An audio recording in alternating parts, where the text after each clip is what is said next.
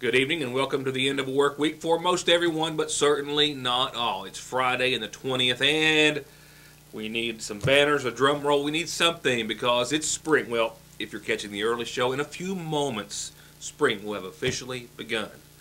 And I think this has been a long time coming. Weather improving. We have more sunshine and less showers than we did in the forecast 24 hours ago.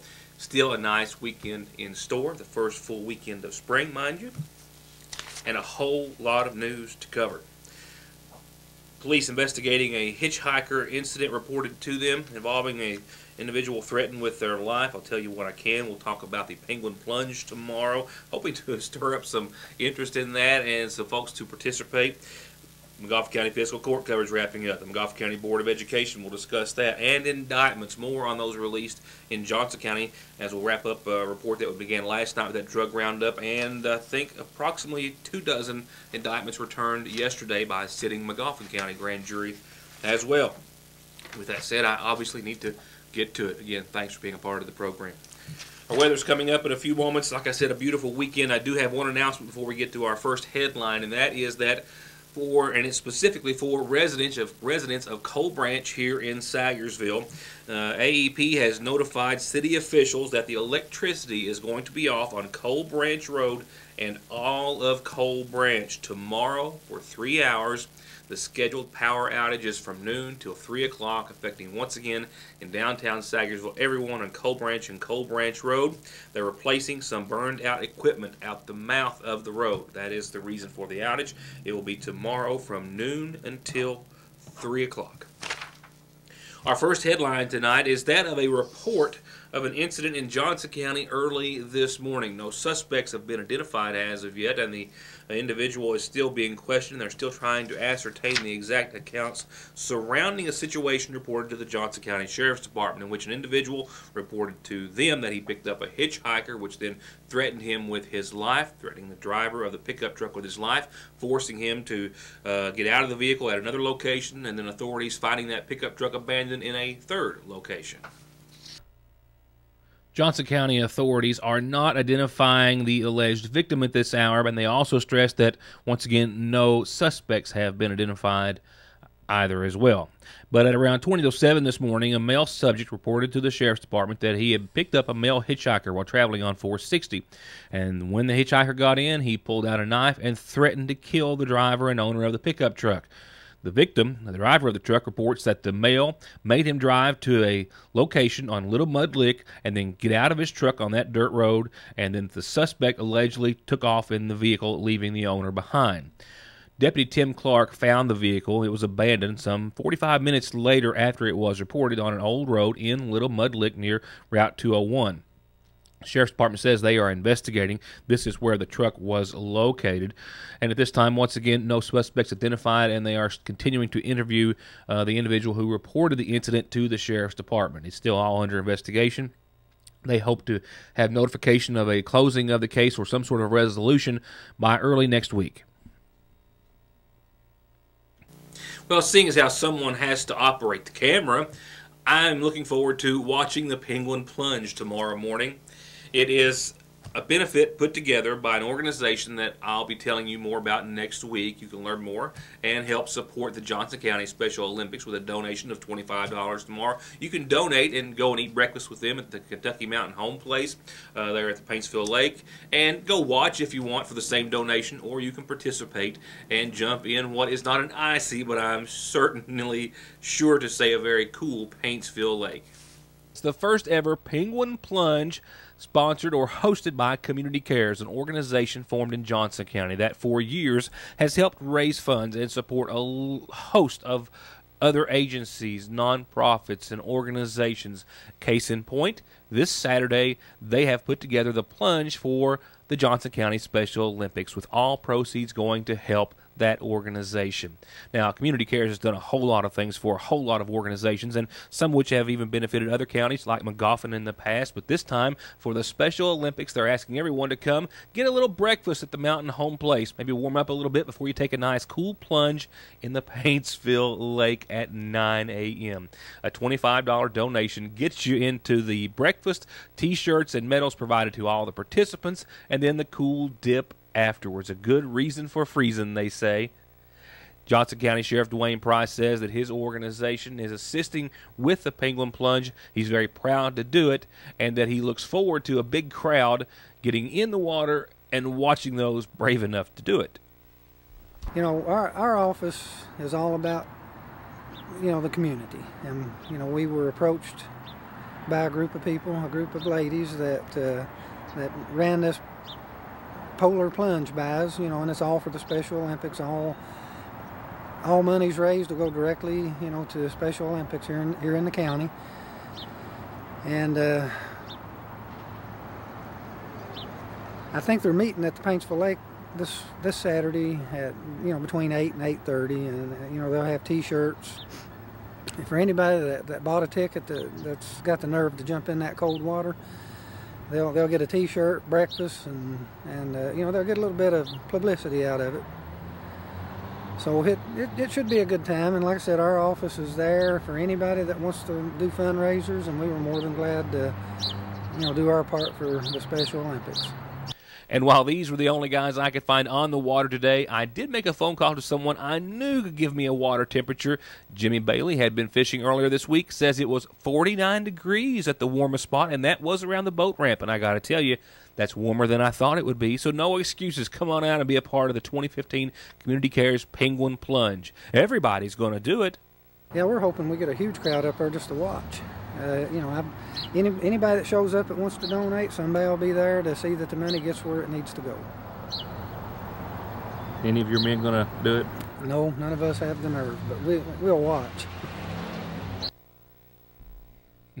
And I'll be watching too with a camera in hand. Should be a fun event, and temperatures will slowly be improving, not necessarily that early in the morning. I'm just trying to make it sound better, best as I can. Water temperatures close to 50. That certainly does go a long way. We'll talk about Johnson County indictments that I reported to you on yesterday. We'll be adding to those tonight. A total of 18 people indicted in McGoffin County, and about 24 in Johnson County, and about 24 in McGoffin County on yesterday. We'll have all that report and more information on others in just a second.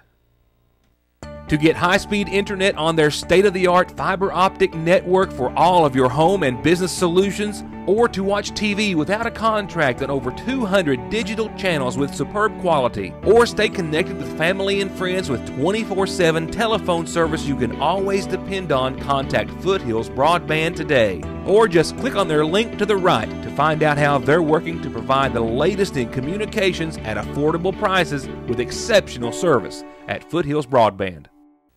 On last night's program, we covered most all of the financial discussions there in the regular session meeting of the McGoffin County Fiscal Court this past Wednesday. Tonight, we'll cover the remaining business from the meeting, that being several resolutions, some items brought before the court, and other items on the agenda. The meeting began with the kickoff of the Read Across America celebration in McGoffin County, officially begun here in McGoffin as Judge Executive Hardin signed a proclamation declaring the month of March and April as this year's official National Education Association's Read Across America month. This week's fiscal court meeting opened with the visit from Danielle Oxshire. She is a 6th grader at South McGoffin. She presented a proclamation to the judge and to the court asking for their endorsement of the NEA's Read Across America celebration. With her and by her, Victoria Felber-Keaton, president of the McGoffin Education Association, who's been very supportive in helping McGoffin County schools secure a $500 grant from the KEA for the past 2 years. That grant money has been used to purchase Dr. Seuss books for every kindergarten student in McGoffin County. Read Across America began in '97. For the 14th year now, McGoffin County schools are partnering with the NEA and building a nation of young readers through its signature program, Read Across America. And for the 3rd year in a row, the event will highlight the importance of oral health and the connection between oral health and literacy. Involvement in the education of our community students. Therefore, be it resolved that the McGoffin County Fiscal Court calls on the citizens of McGoffin County to assure that every child is in a safe reading together with a caring adult on March the 26th, 2015, and every day thereafter.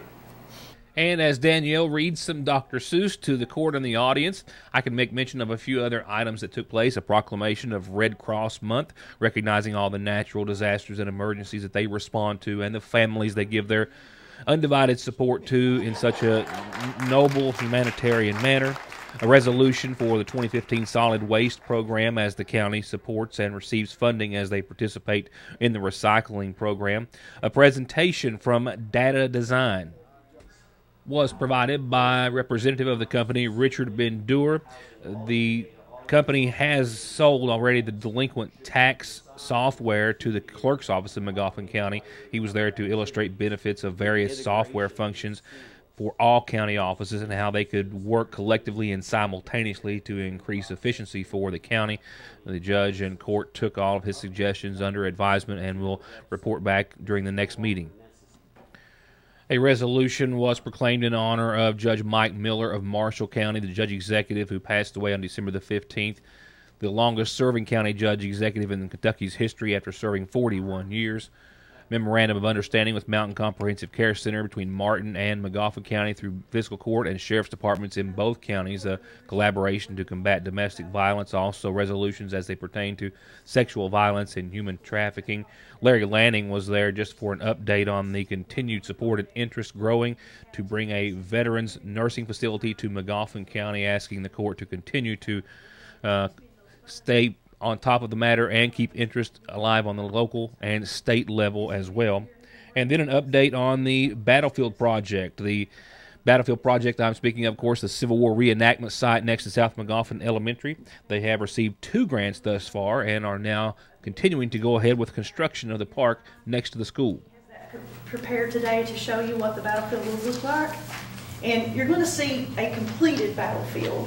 And we're only going to be able to do certain phases of it with our first 2 grants, with the intentions of preparing more grant applications for the additional phases. But at least we already will have the whole thing designed, so it'll be easy to get a cost estimate and to prepare future applications. The track is roughly 3,000 feet.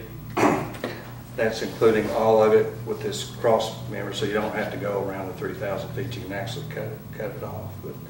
But we've have the cost estimate for the entire job, but it's broken up into separate increments, so you can build it as you get the money. So that's pretty much the layout of it. Are they going to do anything with the high knob there, that high section? Now we took that off too. One of the reasons was because of the accessibility to it, okay. And there was no way to.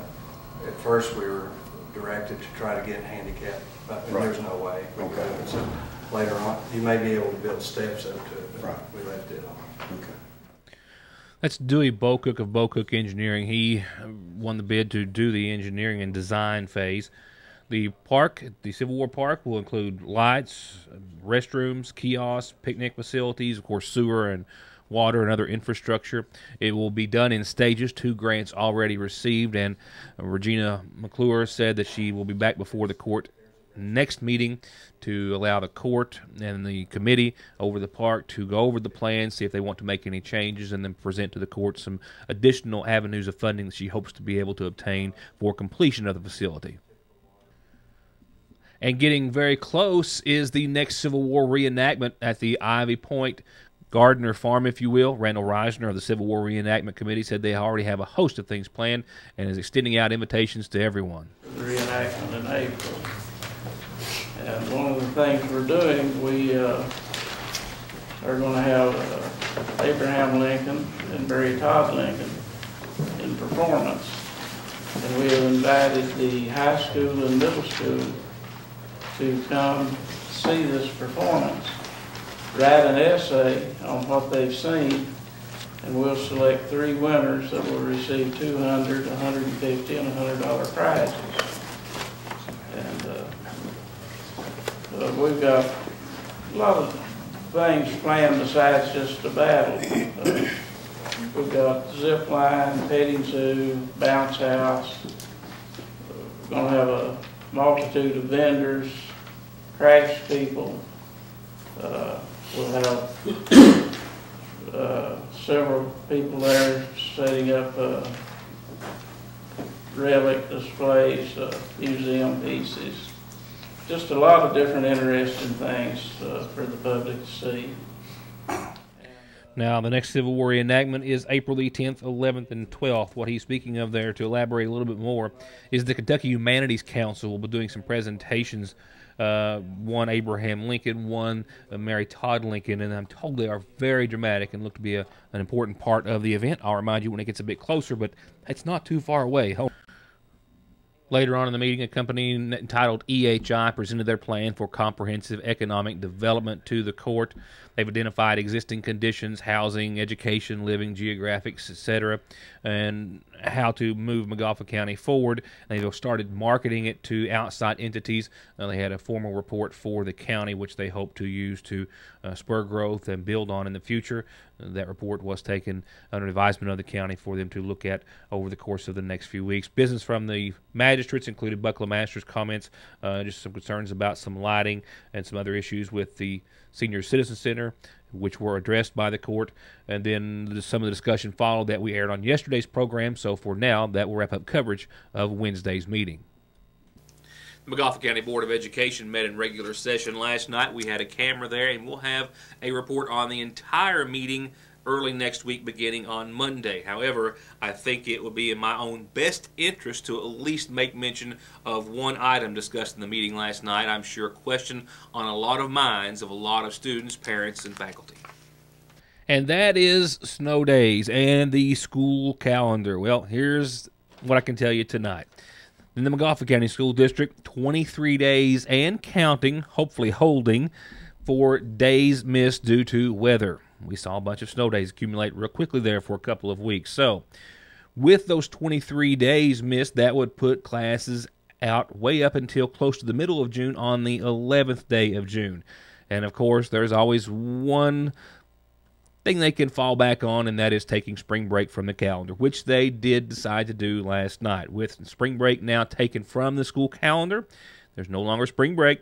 That puts classes out at June 4 in McGoffin County. Spring break was set for the week of April the 6th, but no longer due to Old Man Winter or Mother Nature or whoever you would wish to blame it on.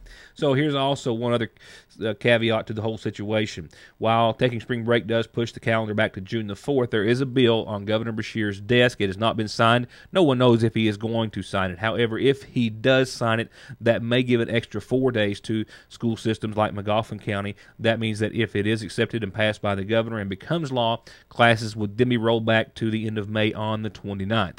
That is an if and when. As of right now, with spring break officially taken from the schedule, though, or the calendar, classes stand to be out on June 4 in McGoffin County.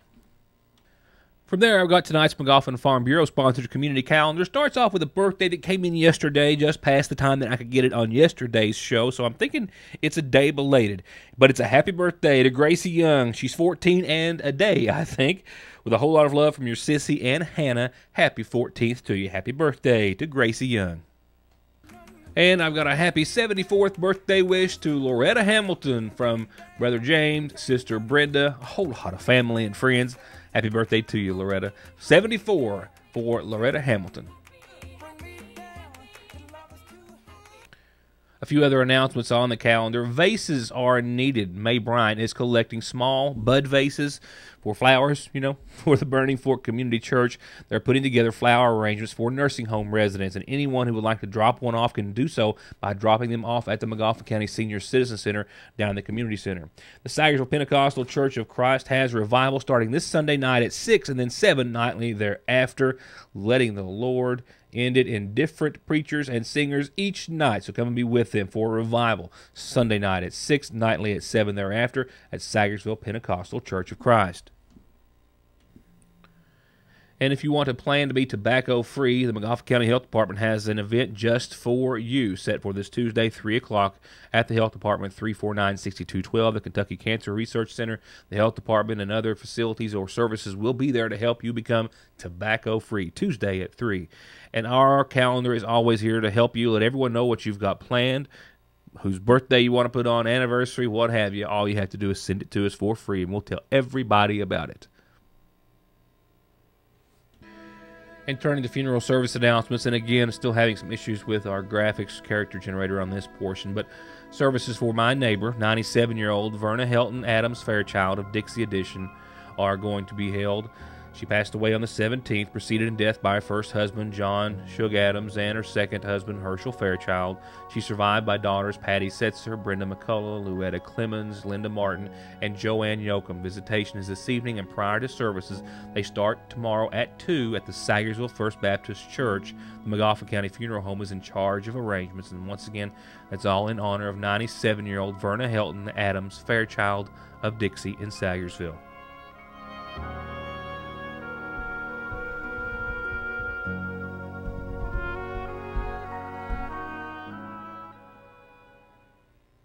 To get high-speed internet on their state-of-the-art fiber optic network for all of your home and business solutions, or to watch TV without a contract on over 200 digital channels with superb quality, or stay connected with family and friends with 24/7 telephone service you can always depend on, contact Foothills Broadband today. Or just click on their link to the right to find out how they're working to provide the latest in communications at affordable prices with exceptional service at Foothills Broadband.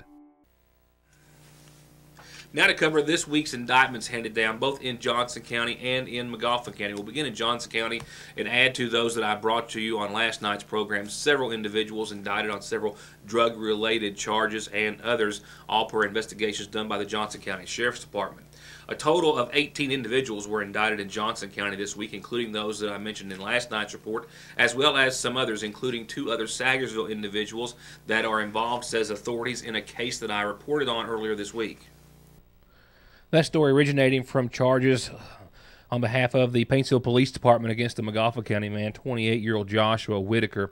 The Walmart in Paintsville notified authorities about some potential shoplifters, and upon their arrival, they found a couple of suspects at least matching the description. One was Whitaker, according to police citations, and a female. And upon approaching them, the citations say that Whitaker had pushed the female into the ladies' room, and he went into the men's room, at which time officers witnessed him throwing some sort of white substance into the toilet in an effort to try to get rid of it before authorities discovered it. And then there was an altercation involved the officer getting struck a couple of times. The taser had to be used. His baton had to be used. Ultimately, for Whitaker was subdued and arrested.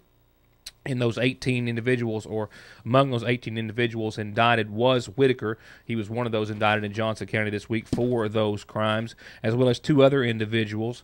We also know that 39-year-old Donald Chambers Jr. and 20-year-old Megan Howard were said to be accomplices of that situation and have since been indicted as well.